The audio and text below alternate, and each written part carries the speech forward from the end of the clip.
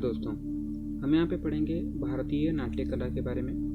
तो भारत में विभिन्न प्रकार की संस्कृति है, जिससे विभिन्न प्रकार की यहाँ पे अलग अलग जगहों पे अलग अलग प्रकार की नाट्य कलाएँ हैं। तो इन्हीं के बारे में हम यहाँ पे एक एक करके डिटेल से अध्ययन करेंगे।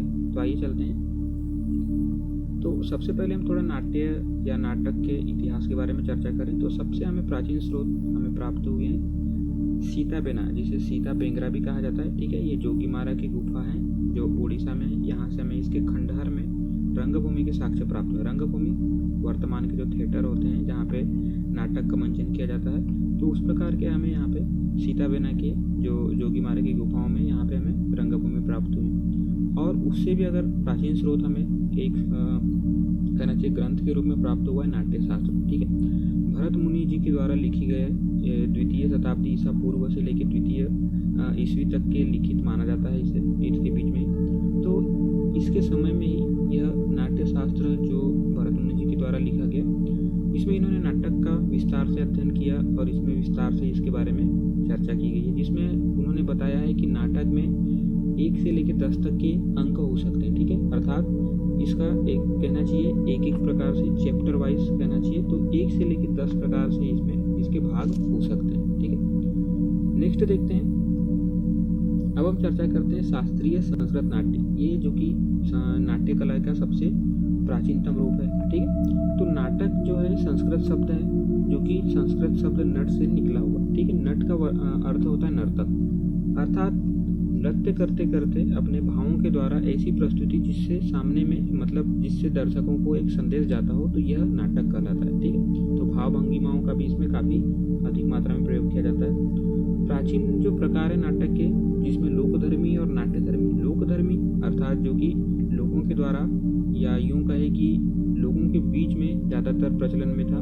ठीक है, यह लोकधर्मी था। और नाट्यधर्मी यह एक प्रकार से शास्त्रीय नाट्य था। ठीक है, अर्थात देवी देवताओं के चरित्रों को इसमें चित्रण किया जाता था। तो इसी प्रकार से जो नाट्य होता था वो नाट्यधर्मी। अश्वघोष के सारीपुत्र प्रकरण, ठीक है, ये अश्वघोष जी का रचित एक ग्रंथ है सारीपुत्र प्रकरण। तो यह संस्कृत का प्रथम नाट्य रचना माना जाता है। ठीक है, इसी प्रकार भास महोदय, जिन्होंने 4 से लेके 5 ईसा पूर्व तक के बीच में इन्होंने एक नाटक लिखा 13 नामक। ठीक है, इसी प्रकार नेक्स्ट शूद्रक महोदय काफ़ी चर्चित भी हैं। ठीक है, इनके द्वारा मृच्छिकटिकम नाट्य लिखा गया। नेक्स्ट है ये, और मृच्छिकटिकम में प्रथम बार खलनायक को दर्शाया गया। ठीक है, पहले तो प्रमुख रूप से एक नायक ही हुआ करता था, जो कि पूरे नाटक का मुख्य केंद्र हुआ करता था। परंतु जो शूद्रक ने मृच्छिकटिकम लिखा, तो इसमें प्रथम बार खलनायक को दर्शाने का प्रयास किया गया। इसमें नायक के अपोजिट में खलनायक को दिखाया गया। कालिदास का मालविकाग्निमित्रम, विक्रमो वर्षियम, अभिज्ञान शकुंतलम, ये तो काफ़ी प्रसिद्ध नाटक हैं। ठीक है, कालिदास वैसे भी काफ़ी महत्वपूर्ण व्यक्ति हुए। तो कालिदास जी ने ही सबसे पहले नाटक में लालसा और कर्तव्य के बीच द्वंद्व का चित्रण करना प्रारंभ किया। ठीक है, लालसा और कर्तव्य। लालसा अर्थात इच्छा या जिसको हम वर्तमान में लालच का रूप दे सकते हैं, तो और कर्तव्य, तो इन दोनों के बीच में द्वंद्व चलता है। जिस प्रकार से सत्य और असत्य के बीच में किस प्रकार से लड़ाई चलती है, तो इस चीज़ को कालिदास जी के द्वारा दर्शाने का प्रयास किया गया। नेक्स्ट है भवभूति महोदय। ठीक है, इन्होंने उत्तर रामचरित्र और महावीर चरित्र नामक नाटक की रचना की। नेक्स्ट है विशाखा दत्त। ठीक है, विशाखा दत्त का मुद्रा राक्षस जो नाटक है काफ़ी प्रसिद्ध है, यह भी काफ़ी प्रसिद्ध ग्रंथ है।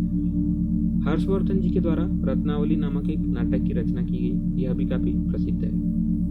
नेक्स्ट है अब नाटक के प्रकार देखते हैं। देखिए, हमें सबसे प्राचीनतम ग्रंथ प्राप्त हुआ नाट्यशास्त्र। ठीक है, तो वहाँ पे ही हमें नाटक के विभिन्न प्रकार भी प्राप्त हुए। तो 10 प्रकार के नाटक बताए गए, जिसमें अंक, भान, दीमा, इथांग्र, नाटक, प्रहसन, प्रकरण, स्वकर्ण, विधि और व्यायोग। तो ये 10 प्रकार के नाटक के प्रकार बताए गए नाट्य शास्त्र में। ठीक है, ये शास्त्रीय नाटक के अनुसार 10 प्रकार के नाट्य हैं, परंतु नाट्य शास्त्र जो कि भरत मुनि द्वारा लिखा गया, इसमें केवल नाटक और प्रकरण को ही बताया गया। ठीक है, अर्थात नाटक 2 ही प्रकार के बताए गए इसमें, कि एक प्रकार से तो नाटक हुआ, नाट्य 2 प्रकार से बताया गया, एक तो नाटक हुआ और दूसरा प्रकरण। ठीक है, अब हम चर्चा करते हैं इनकी विशेषताओं के बारे में। तो नाटक में 4 से 7 अंक तक होते हैं। ठीक है, 4 भी अंक हो सकते हैं या 4 से लेकर 7 अंक तक भी हो सकते हैं। और इनका अंत सदैव सुखद होता है। ठीक है, कभी कभी ऐसा होता है कि दुखद अंत होता है जिसमें नायक की मृत्यु हो जाए या कुछ ऐसा सीन हो जाए जिसमें कि दुख या करुण रस की प्राप्ति हो, परंतु अगर अधिकतर समय पे देखा जाए तो सदैव सुखद अंत ही दर्शाया जाता है। नायक सदैव पुरुष होता है। ठीक है, ये महत्वपूर्ण यहाँ पे दिखाया गया है। यह प्राचीन रूढ़िवादी सोच को भी दर्शाता है कि हमेशा जो नायक होता है पुरुष के रूप में ही दर्शाने का प्रयास किया जाता है। सुपरिभाषित आरंभ होता है। ठीक है, मतलब इसका शुरुआत इतने परिभाषित होता है कि जिससे लोगों को इसमें रस की प्राप्ति होने लगती है प्रारंभ से ही। और इसी प्रकार जो विराम भी होता है, अंतिम क्षण जो समाप्ति की ओर अभी अग्रसर होता है, तो उसे भी सुपरिभाषित रूप से एक प्रकार से, जिस प्रकार से हम मूवी देखते हैं, ठीक है, मूवी देखते हैं तो जैसे शुरुआत से कैसे उसमें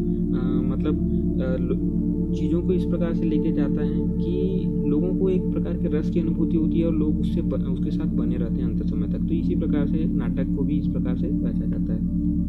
नेक्स्ट देखते हैं, तो इसमें अब नाटक के विभिन्न भाग होते हैं, जैसे कि पूर्वराग। ठीक है, यह पर्दे के पीछे से जैसे ही नाटक प्रारंभ होने को होता है तो धीरे धीरे संगीत, मधुरम संगीत सुनाई देने लगता है, यह पूर्वराग कहलाता है। और इसके बाद होता है प्रबंधक और जो सहायक होते हैं, ठीक है, जो कि नाट्यकार होते हैं या जो कि नाटक के कलाकार होते हैं, उनके द्वारा पूजा पाठ की जाती है। नेक्स्ट होता है नायिका का आगमन। ठीक है, इन सभी के बाद नायिका का आगमन होता है, जो कि प्रबंधक जो होता है नाटक का, उसके द्वारा समय और स्थान की घोषणा की जाती है नाटक की। ठीक है, कि इस समय यहाँ पर इस स्थान पर नाट्य दर्शाया जाना है। कभी कभी अब हम यहाँ पे देखते हैं नाट्य शास्त्र नाटक कभी कभी 2 मंजिला ये चित्र में आप देख पा रहे होंगे। ये यहाँ पे जो थिएटर होता है, ठीक है, ये रंगमंच होता है, वो वर्तमान के रंगमंच को यहाँ पे चित्र के माध्यम से दर्शाने का प्रयास किया गया। तो कभी कभी 2 मंजिला रंगमंचों का भी उपयोग किया जाता है नाट्य कला में, जिसमें ऊपरी मंच जो होता है, ठीक है, जैसे फर्स्ट फ्लोर की अगर बात करें तो उसमें आकाशीय या दिव्य मंडल, अर्थात जैसे हम पृथ्वी के ऊपर अगर निवास करते हैं तो पृथ्वी का ऊपर आसमान हमें दिव्य मंडल की तरह प्रतीत होता है। तो इसी प्रकार यहाँ पे जो पहली मंजिला होती है, ठीक है, वह हमें यहाँ पे ऊपरी जो मंजिला होती है आकाश या दिव्य मंडल के भांति प्रतीत होती है। और निचला जो मंडल है वो पार्थिव क्षेत्र या मंडल कहलाता है। जिस प्रकार से अभी हमने चर्चा की कि पृथ्वी के ऊपर वाला जो क्षेत्र है आकाश मंडल और जो पृथ्वी वाला क्षेत्र है वो पार्थिव मंडल। तो इस प्रकार से यहाँ पे दर्शाने का प्रयास किया जाता है। विभिन्न प्रकार के पर्दों का भी प्रयोग किया जाता है, परंतु नाटक की एक विशेषता है कि इसमें मुखौटा का प्रयोग नहीं किया जाता है। ठीक है, पात्र इसमें मुख्य रूप से नायक होता है, जो कि पुरुष ही अधिकतर होते हैं, नायिका होती है और मस्खरा अर्थात हास्य कलाकार, ठीक है, कॉमेडियन, इसका भी महत्वपूर्ण योगदान होता है नाटक में। अब हम देखते हैं संस्कृत नाटक कला के अवसान के कारण, किस प्रकार से जो संस्कृत नाट्य कला थी वह धीरे धीरे अवसान हुआ या उसके समाप्ति की अपने समाप्ति की ओर अग्रसर हुआ। ठीक है, धीरे धीरे आजकल हम देखते हैं कि मूवी वगैरह आ जाने के बाद नाटक कोई देखना पसंद नहीं करता है। तो इसी के अवसान के कारण देखेंगे तो नाटककारों की काव्य रचना में रुचि, ठीक है, धीरे धीरे नाटककार जो पहले नाटक की रचना करते थे धीरे धीरे काव्य रचना की ओर अग्रसर होना शुरू हो गए। वे अपने अधिकतर समय काव्य रचना को देने लगे और इसमें कठोर रूढ़िवादिता भी थी। ठीक है, नाट्य कला में जो ग्रंथों में या विभिन्न प्रकार के पिछले हमने चर्चा की जैसे कि नाट्य शास्त्र वगैरह, तो इसमें जो भी रूढ़िवादिता बताई गई उन्हीं को लेके आगे इसमें नाट्य कला में इसी के ऊपर नाट्य कला करी जाती है। उसमें कुछ बदलाव करने की अपेक्षा नहीं की जा सकती। तो यह रूढ़िवादिता भी सृजनात्मकता में कमी का एक कारण हुई। संस्कृत का सीमित दायरा, ठीक है, तो संस्कृत जो साहित्यिक नाट्यकार होते हैं वे अधिकतर संस्कृत का प्रयोग करते हैं, परंतु धीरे धीरे संस्कृत अपने रूप में सिकुड़ती चली गई और आजकल उसका ज़्यादा मात्रा में प्रयोग नहीं किया जाता है। मुस्लिम शासकों का आगमन भी एक प्रमुख कारण रहा। ठीक है, धीरे धीरे उन्होंने नाटक की ओर से विमुख होते हुए उन्होंने काव्य और नृत्य को ज़्यादा स्थान दिया, इसलिए भी ये जो संस्कृत नाट्य कला था ये इसका अवसान हो गया। नेक्स्ट देखते हैं, अब एक एक नाट्य कला के बारे में चर्चा करते हैं। ठीक है, यहाँ पे आप देख सकते हैं चित्र में दर्शाने का प्रयास किया जा रहा है। तो कोडियट्टम, ठीक है, यह केरल का महत्वपूर्ण नाट्य है जो कि 10वीं शताब्दी से काफ़ी महत्वपूर्ण है। ठीक है, 10वीं शताब्दी में इसका प्रारंभ माना जाता है। तो केरल के चकियार और नाम्बियार जातियों के द्वारा इस नाटक का मंचन किया जाता है और इसको प्रमुख रूप से संस्कृत, प्राकृत और मलयालम भाषा, ये तीनों भाषाओं को संयुक्त रूप से मिलाकर इस नाटक की प्रस्तुति दी जाती है। इसमें जो वाद्य यंत्र होता है बिझाऊ और एडक्का, ठीक है, यह दक्षिण भारतीय वाद्य यंत्र हैं। और इसमें प्रमुख कलाकार मार्गी मधु चकियार, ठीक है, तो ये प्रमुख कलाकार हैं कुडियाट्टम के। यहाँ पे आप देख सकते हैं कुडियाट्टम नृत्य की प्रस्तुति करते हुए कलाकार दिखाए जा रहे हैं। नेक्स्ट देखते हैं लोक नाट्य कला।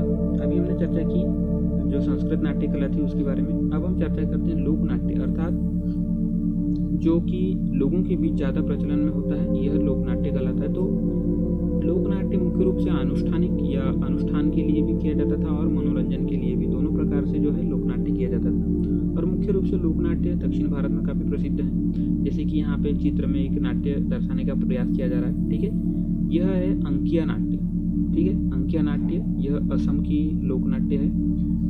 पहले हम चर्चा करते हैं अनुष्ठानिक नाट्य कला की, ठीक है। यहाँ पे हमने जो लोक नाट्य कला के अंतर्गत दो प्रकार के लोक नाट्य देखे, अनुष्ठानिक लोक नाट्य और मनोरंजनात्मक लोक नाट्य।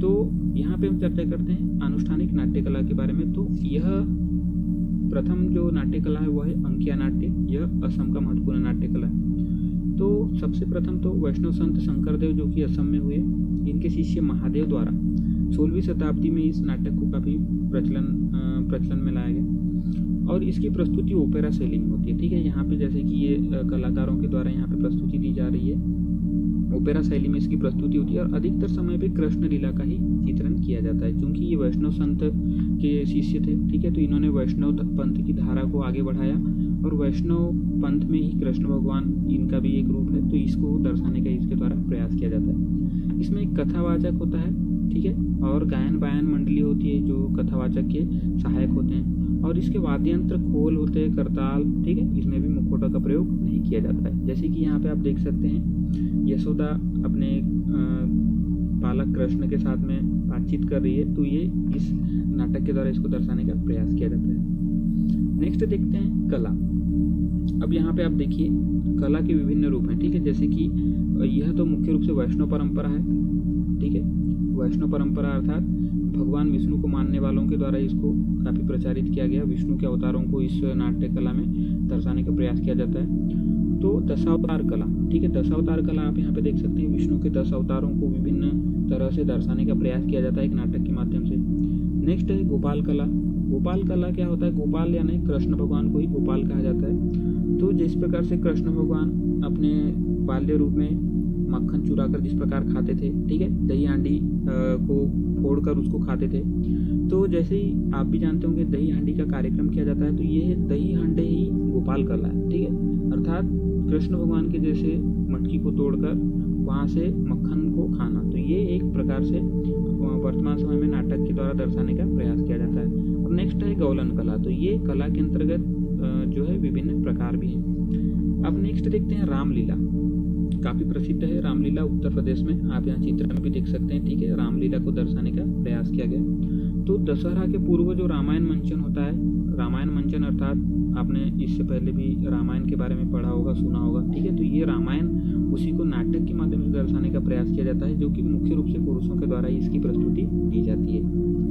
नेक्स्ट देखते हैं रासलीला, ठीक है, यहाँ पे आप देखिए रासलीला में राधा कृष्ण के प्रेम को दर्शाने का प्रयास किया जा रहा है और यह रासलीला गुजरात का प्रमुख लोक नाट्य कला है, ठीक है, जो कि गुजरात वाले क्षेत्र में इसको दर्शाने का प्रयास किया जाता है। नेक्स्ट है भूत, ठीक है, यह कर्नाटक क्षेत्र का काफ़ी प्रसिद्ध लोक नाट्य कला। इसमें जो शैतान भूत ये सारी चीज़ें होती हैं उनको दर्शाने का प्रयास किया जाता है, उनका ही नाटक किया जाता है, ठीक है। तो कन्नूर जिले में जो मृत पूर्वज होते हैं उनकी आराधना की परंपरा है, ठीक है, भूत। नेक्स्ट है रम्मन। अब यहाँ पे आप देखिए रम्मन, ठीक है, ये मुखौटे का प्रयोग किया जा रहा है इस नृत्य में। तो उत्तराखंड का यह काफ़ी प्रसिद्ध नृत्य है, गढ़वाल क्षेत्र का कर्मकांडी नाटक है, ठीक है, जो कि मुख्य रूप से यह इसलिए भी जाना जाता है क्योंकि यह यूनेस्को की जो अमूर्त सांस्कृतिक विरासत के रूप में इसमें के प्रतिनिधि सूची में शामिल है, ठीक है। भंडारी जाति द्वारा नरसिंह का मुखौटा बना जाता है, जैसे कि यहाँ पे देख सकते हैं आप, मुखौटा का प्रयोग किया जा रहा है और स्थानीय देवता भूमियाल को अर्पित किया जाता है इस नाटक को, ठीक है। जो रम्मन नाटक होता है वह मुख्य रूप से स्थानीय जो देवता हैं भूमियाल, तो उनको ही अर्पित करने के लिए या उनको प्रसन्न करने के लिए ये नाटक किया जाता है। नेक्स्ट देखते हैं, अब हम देखते हैं मनोरंजन आधारित नाट्य कला, ठीक है। अभी हमने लोक नाट्य कला के अंतर्गत देखा अनुष्ठानिक नाट्य कला, अब हम देखते हैं मनोरंजन आधारित नाट्य कला। तो मनोरंजन आधारित नाट्य कला में प्रथम है भवई। ठीक है, यहाँ पे आप देखिए ये मनोरंजन को दर्शाने का प्रयास किया जाता है। तो भवई गुजरात और राजस्थान वाले क्षेत्र में काफ़ी प्रसिद्ध है। ठीक है, गुजरात के कच्छ कठियावाड़ क्षेत्र में इसका काफ़ी महत्वपूर्ण मंचन किया जाता है। और केंद्रीय भाव रूमानी होता है, अर्थात जिस प्रकार से आपने मुस्लिमों में जो सूफी संत होते हैं, तो सूफी संतों का आपने सुना होगा कि इस प्रकार से उनके जो रहन सहन है, बोली भाषा है, तो वो रूमानियत को दर्शाती है, अर्थात भगवान से प्रेम दर्शाता है। तो इसी प्रकार से इसका भी केंद्रीय भाव जो होता है रूमानी होता है। ठीक है, इसमें वाद्य यंत्र भूंगाला, झांझ और तबला, तो ये मुख्य रूप से ये वाद्य यंत्र प्रयोग किए जाते हैं। ये हम मनोरंजन आधारित नाट्य कला पढ़ रहे हैं। ठीक है, इसमें भाव रूमानी होता है, परंतु इसका जो मुख्य दर्शाने का प्रयास होता है वह होता है मनोरंजन। तो ये आगे देखते हैं। दसकठिया, ठीक है, ये उड़ीसा का लोक नाट्य कला है। यहाँ पे आप देख सकते हैं दसकठिया। तो दो कथावाचक होते हैं, ठीक है, जो कि मुख्य रूप से गायक होते हैं, और इनकी पालियां सह कथावाचक होता है। ये एक मुख्य कथावाचक हो गया, और इसका साथी जो होता है पालिया कहलाता है, जो कि सह कथावाचक होता है। इसमें वाद्य यंत्र कठिया नामक लकड़ी का वाद्य यंत्र होता है, जैसे कि आप इसे हाथ में देख सकते हैं। ठीक है, एक प्रकार का एक वाद्य यंत्र है जिसमें घुंघरू भी लगे हुए हैं, तो इसे कठिया कहा जाता है। तो इसी के ऊपर से इस लोक नाट्य कला को दसकठिया कहा जाता है। इसके अगर सन्निकट देखें, अर्थात दसकठिया का ही रूपांतरण अन्य क्षेत्रों में देखें तो छैती घोड़ा, ठीक है, यह एक प्रकार का नाट्य है जिसमें वाद्य यंत्र ढोल और मोहरी होती है, और जिसमें 3 कथावाचक होते हैं। ठीक है, दसकठिया में 2 कथावाचक हुए और छैती घोड़ा में 3 कथावाचक होते हैं। नेक्स्ट है गरोड़ा।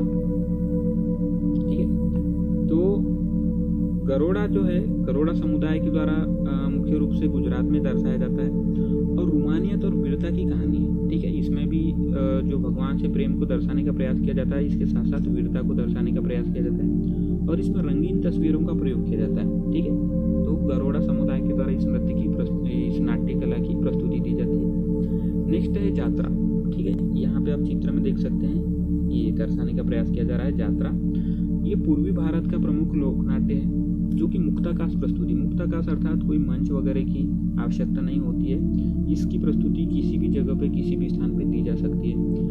वैष्णव संत श्री चैतन्य द्वारा मुख्य रूप से कृष्ण भक्ति की ओर अग्रसर होती हुई यात्रा का प्रारंभ किया गया। ठीक है, तो इनके द्वारा कृष्ण यात्रा का प्रारंभ किया गया, परंतु अन्य रूप इसके विभिन्न क्षेत्रों में उभर के आए, जैसे राम यात्रा, शिव यात्रा, चंडी यात्रा। ठीक है, तो ये भी यात्रा का ही एक प्रकार है। इसके विभिन्न प्रकार से अलग अलग प्रकार इसके उभर के आए। उड़ीसा में मुख्य रूप से सही यात्रा दर्शाया जाता है, जिसमें मोहल्ला नाट्य कला अर्थात एक अलग अलग मोहल्ले में अलग अलग प्रकार से नाट्यकारों के द्वारा अपनी प्रस्तुत की जाती है। नेक्स्ट है करीला। ठीक है, करीला ये हिमाचल प्रदेश के तराई वाले क्षेत्र में ये दर्शाने का प्रयास किया जाता है नाट्य कला। ठीक है, तो ये करीला नाट्य कला ये भी मुक्ताकाश प्रस्तुति है, इसे भी किसी मंचन की आवश्यकता नहीं होती, और ग्राम्य मेलों और त्योहारों में अधिकतर इसकी प्रस्तुति दी जाती है। जैसे मेले त्यौहार होते हैं तो उन पे लोगों के आकर्षण के लिए करीला नाट्य कला की प्रस्तुति दी जाती है। नेक्स्ट है मांझ। आप यहाँ पे देखिए, ठीक है, ये है मांझ। ये मध्य प्रदेश के मालवा क्षेत्र में काफ़ी प्रसिद्ध है मांझ नाट्य कला। 17वीं शताब्दी में जो उज्जैन के अंतर्गत इसका उद्भव हुआ। ठीक है, और इसमें पौराणिक कथा का ही काफ़ी ज़्यादा मात्रा में प्रयोग किया जाता है। इसकी विशेषता देखें तो संवाद जो है रंगत दोहा में होता है। ठीक है, इस प्रकार से दोहों में इसके संवाद होते हैं। ठीक है, इसके डायलॉग जो होते हैं दोहा के द्वारा इसको प्रस्तुति दी जाती है मांझ नाट्य कला की। नेक्स्ट है नौटंकी। आप यहाँ पे देख सकते हैं नौटंकी। ठीक है, तो ये उत्तर भारत का काफ़ी प्रसिद्ध लोकनाट्य है। इसकी हमें चर्चा अबुल फजल के आईने अकबरी में भी मिलती है। आईने अकबरी जो कि अकबर के समय में लिखा गया। ठीक है, तो ये प्रमुख रूप से नौटंकी की चर्चा करता है। इसके विषय ऐतिहासिक भी हो सकते हैं, सामाजिक भी हो सकते हैं, और लोक कथा भी हो सकते हैं। तो ये विभिन्न इसके विषय हो सकते हैं। वाद्य यंत्र मुख्य रूप से नगाड़ा, जो कि ढोल का एक प्रकार है। ठीक है, और इसकी जो शैली होती है गीति काव्य शैली, अर्थात गीतों के माध्यम से इसमें संवाद किया जाता है। ठीक है, तो ये नौटंकी प्रमुख रूप से इसकी प्रस्तुति दी जाती है। ठीक है, नेक्स्ट है ओजापाली। यह ओजापाली जो है यह असम का लोकनाट्य है। आप यहाँ पे देख सकते हैं कलाकार के द्वारा ओजापाली नाट्य की प्रस्तुति दी जा रही है। तो इसमें मनसा देवी, जिसे नाग देवी भी कहा जाता है, उससे संबंधित है। ठीक है, इसमें कथा के विभिन्न भाग होते हैं, जिसमें बनिया खंड होता है जो कि प्रारंभिक होता है, ठीक है, भटियाली खंड और देवखंड, तो ये विभिन्न इसके भाग होते हैं। ओझा मुख्य रूप से मुख्य कथावाचक होता है, जैसे कि आप यहाँ चित्र में भी देख सकते हैं, ये मुख्य कथावाचक है। इसके अलावा पाली सहगान सदस्य हैं, इसके चारों ओर जो सदस्य उपस्थित हैं वे पाली कहलाते हैं, तो इन्हीं दोनों को मिला के इसे ओझा पाली कहा जाता है। नेक्स्ट है पोवड़। पोवड़ जो है यहाँ पे आप देखिए चित्र के माध्यम से, ठीक है, तो पोवड़ जो है महाराष्ट्र का प्रसिद्ध लोकनाट्य है जो कि शिवाजी की वीरता का वर्णन करता है। शिवाजी जो कि महाराष्ट्र के काफ़ी प्रसिद्ध योद्धा थे, ठीक है, छत्रपति महाराज, तो इन्हीं की वीरता को नाटक के द्वारा यहाँ पे दर्शाने का प्रयास किया जाता है। और स्वांगसस गीति काव्य इसके प्रमुख विशेषता है, ठीक है, गीति काव्य अर्थात गीतों के माध्यम से ही इसके वीरता को दर्शाने का प्रयास किया जाता है। संगीतकार जो होता है गोंधालिस और साहिर, तो ये इनको गोंधालिस और साहिर कहा जाता है। तो ये साहिर अर्थात शायरी के माध्यम से एक दूसरे के जो है बातों को वीरता के माध्यम से दर्शाने का प्रयास किया जाता है। नेक्स्ट है स्वांग, ठीक है, अब हम देखते हैं स्वांग के बारे में चर्चा करते हैं। तो स्वांग लोकनाट्य जो है पंजाब और हरियाणा क्षेत्र के अंतर्गत तो इसकी प्रस्तुति दी जाती है और इसमें छंदों का प्रयोग किया जाता है, ठीक है, छंद का प्रयोग इसलिए मतलब एक दूसरे से वार्तालाप के रूप में छंदों का प्रयोग किया जाता है। और वाद्य यंत्र एक तारा होता है और सारंगी, ठीक है, इसके ये कलाकार जो है इसके हाथ में आप देख सकते हैं वाद्य यंत्र जो है एक तारा लिए हुए हैं। और भी विभिन्न जो होते हैं हारमोनियम, ढोलक, खरताल, इसके जो पीछे यहाँ पर आप देख सकते हैं थोड़ा इसके पीछे में आप यहाँ देखिए ये इनके द्वारा जो है दर्शाने का मतलब एक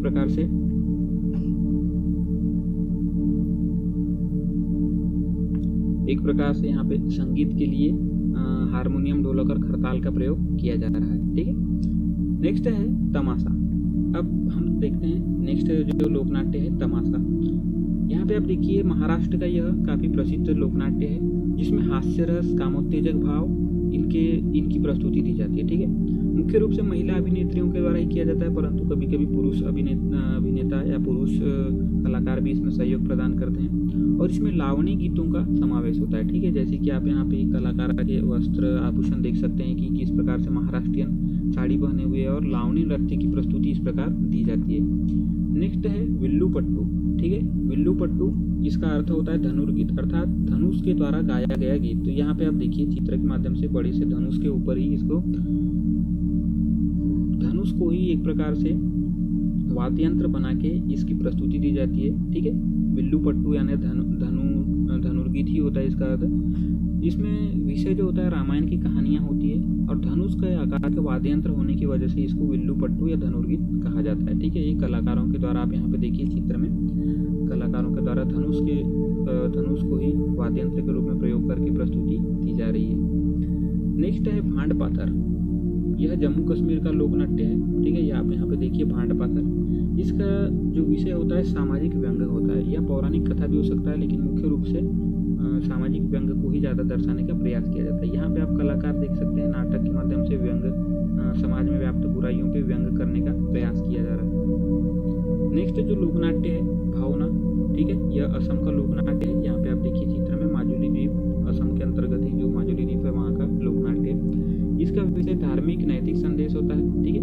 कथावाचक द्वारा पवित्र ग्रंथों के जो छंद होता है उनका प्रयोग करके इस नाट्य कला की प्रस्तुति दी जाती है।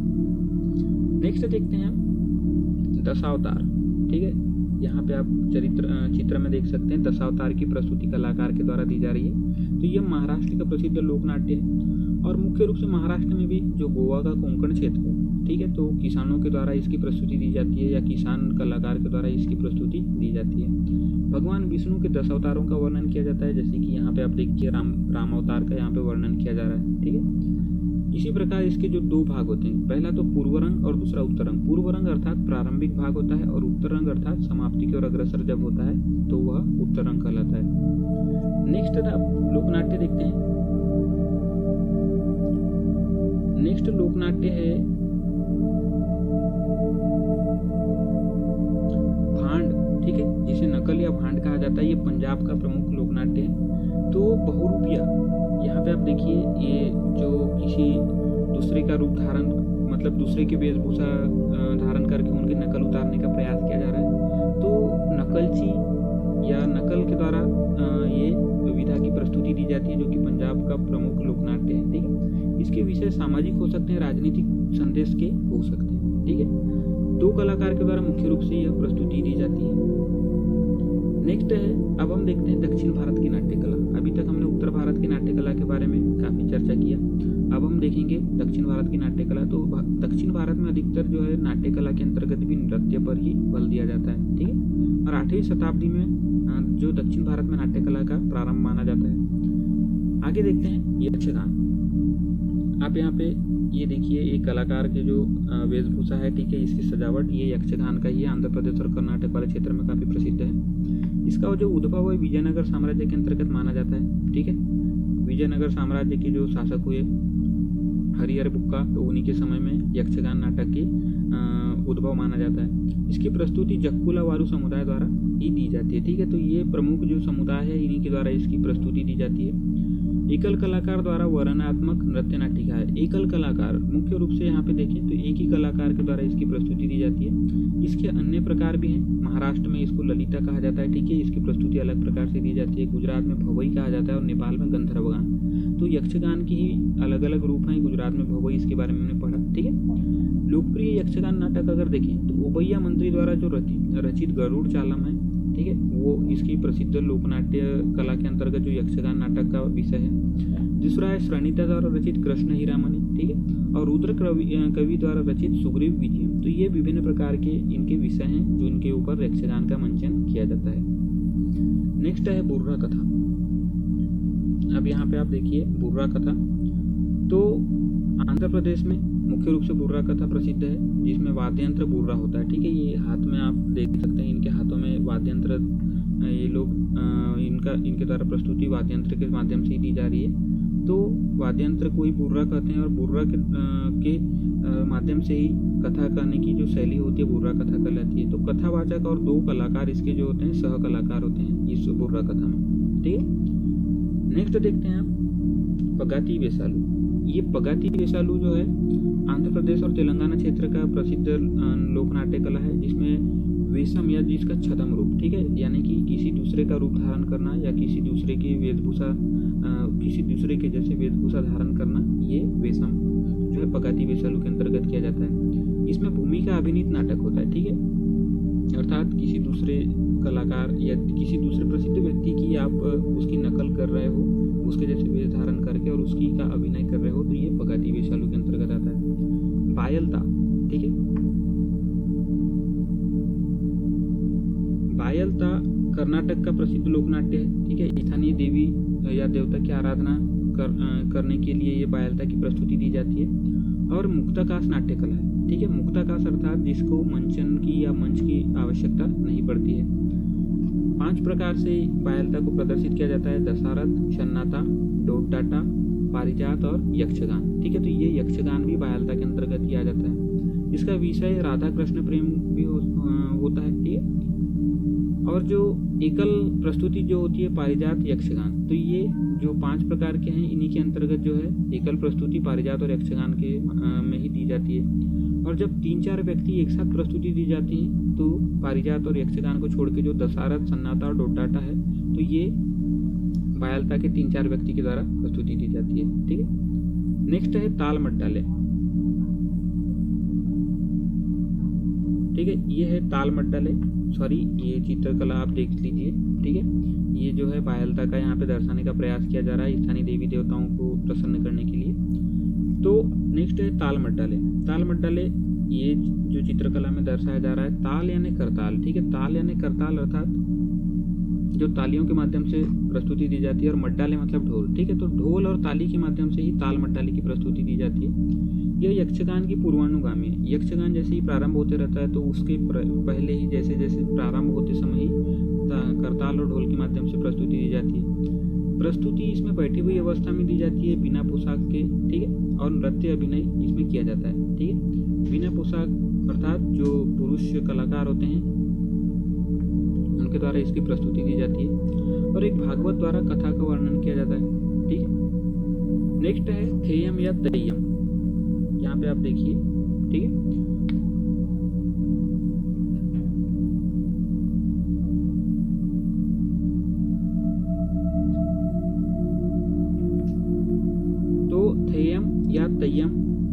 ठीक, केरल का ये जो है कि केरल कर्नाटक के जो केरल का प्रसिद्ध लोकनाट्य है, जो कि केरल के भूत कोला प्रथा के समान ही होता है। ठीक है, खुले नाट्य मंच में मंदिर के समक्ष इसकी प्रस्तुति दी जाती है और इसका विषय होता है वैष्णववाद, शक्तिवाद और शैववाद, अर्थात विष्णु और देवी शक्ति और शैव अर्थात शंकर। तो इन तीनों पंथ को दर्शाने का प्रयास थय्यम में किया जाता है।